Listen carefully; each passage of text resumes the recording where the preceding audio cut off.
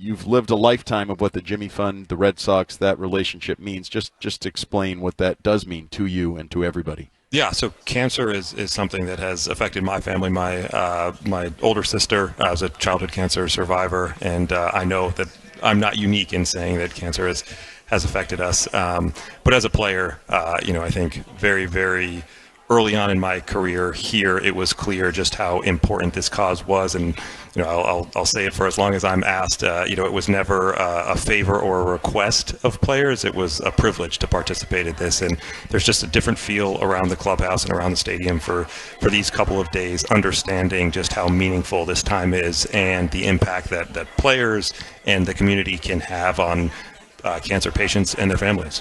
You see the players, I mean, the guys that are new to the team, it seems like they seem to embrace it right away. That's got to make you guys and everyone, in the front office feel good that the players are actively participating in this fundraising event every year as well. Absolutely, and like I said, it's not a question, and you understand the legacy and the Jimmy Fund captains and just how pervasive this cause has been to the Red Sox, and a partnership that has lasted nearly 75 years, right? And so I think new players come in, they learn from players who have been here just how important this cause is, and like I said, players volunteer. This isn't one of those requests that comes along and you say, well, I've got other things to do, I need to prepare for my day, this is how can I help and when can I do it.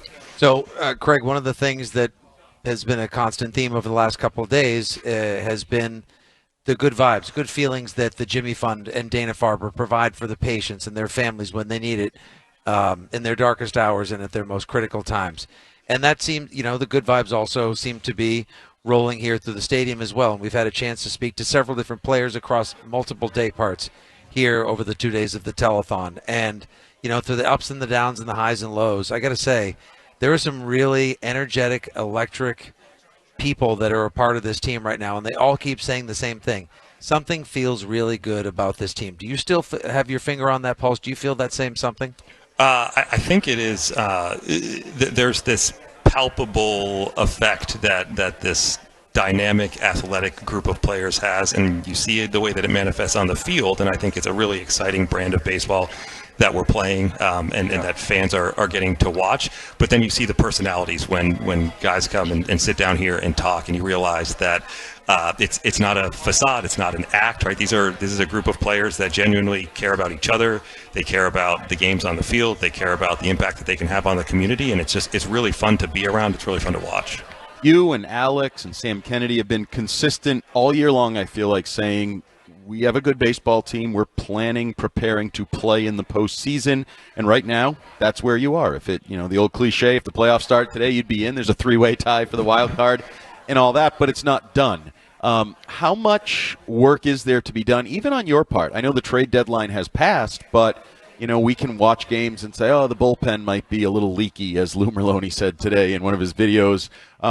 How does that work come about for you over the next month plus? Yeah, a few things. So, right, we're constrained in terms of how we can add players given that the deadline has passed, but we feel like we've got a deep farm system and there are guys at the upper levels that are capable of helping us down the stretch. So we want to make sure that we're optimizing the roster, that our bullpen is always fresh, that if we're going to face a string of left-handed pitchers, we've got right-handed bats that are ready to step in.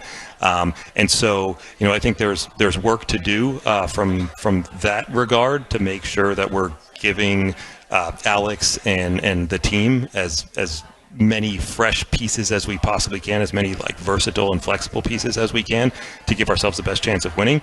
And then there's support that we can offer in terms of information and advanced reports. And we're not going to be able to make wholesale changes to the roster or to players right now, but we can do everything possible to support them.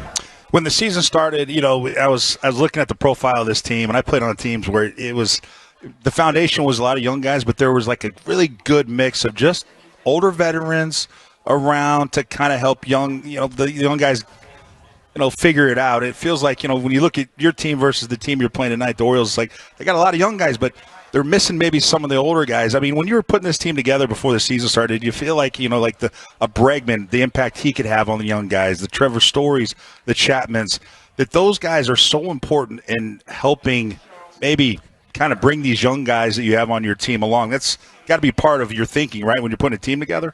For sure. I mean, the best team that I ever played on was the 2013 Red Sox team here that, had this improbable run to a World Series championship team, and it was a mix of young guys and established veterans. And I think if you fast forward, 12 years, the ability for young players to thrive is all about the environment that gets created around them, right? An environment where they can be themselves, they can fit in, they can express themselves and play freely. And our veteran guys like Bregman and Chapman and many others have done such a great job of allowing, Roman and Marcelo and Christian and Zidane and others to be themselves and allow their talent to come out. And we knew what Alex was capable of doing from watching him play across the field, but until you have him in the clubhouse and around young guys, you really don't get a full appreciation for what he brings. And Trevor was a guy that has a stellar reputation in the game, but unfortunately hadn't been healthy enough to really impact the young guys the way that he has been this year. And then Jarren Duran, as kind of the elder statesman in the outfield and taking some of those younger guys under his wing, and what Chapman and Justin Wilson have done in the bullpen. And then, Garrett Crochet, despite the fact that he's 26 years old, he carries himself like a veteran, and he's the guy who pitches at the front of the rotation. So I think we do have this ideal mix of veteran leadership and young players who can come up and step into roles, and work toward them being prominent roles. 2 good starts in a row for Dustin May since you acquired him from the Dodgers. Unfortunately, didn't get the dub last night, but still an excellent start, quality start. Big one for Walker Buehler tonight as the rotation tries to figure itself out, hopefully on the way to the postseason. But I keep hearing good things about how Kyle Harrison is pitching, and people keep telling me, you're going to want to see this Tolley kid come up and join the Sox because he's something else. Anything you could shed or as far as those guys go? Yeah, I mentioned guys that we have in the upper levels of the minor leagues, and I think depth, particularly on the pitching side, that maybe we haven't had in a couple of years, and if needed, feel like they'd be able to step in and give our team a boost.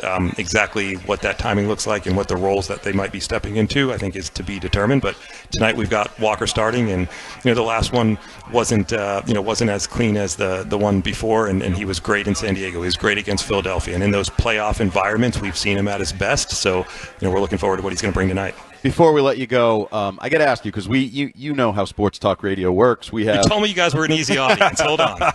Here it comes. Well, it's gone well so far, right? Yeah, here it comes. Here it comes. No, we have 4 hours every day, and we watch the baseball game and we react to it. And part of the reaction from us or the fan base might be looking back to the trade deadline, what coulda, shoulda, woulda happened there. Do you do that? Do you look back to the trade deadline and say what coulda, shoulda, even if it's in the shower, I don't know, regret after the game, the ride home? Do you look back and look at it a certain way? Well, I think it's natural to replay decisions and opportunities and think about how you may have approached them differently. And that's not to say that you aren't also happy with an outcome, right? We've got Dustin May, you said he's two really good starts in back-to-back outings, and Steven Matz has been really good for us out of the pen. But of course, you kind of play these situations out and you think about, what you could have done differently. And maybe sometimes the answer is nothing, but other times, you hope that there's something that you can learn so that when you're in this position again, you can achieve the desired outcome there.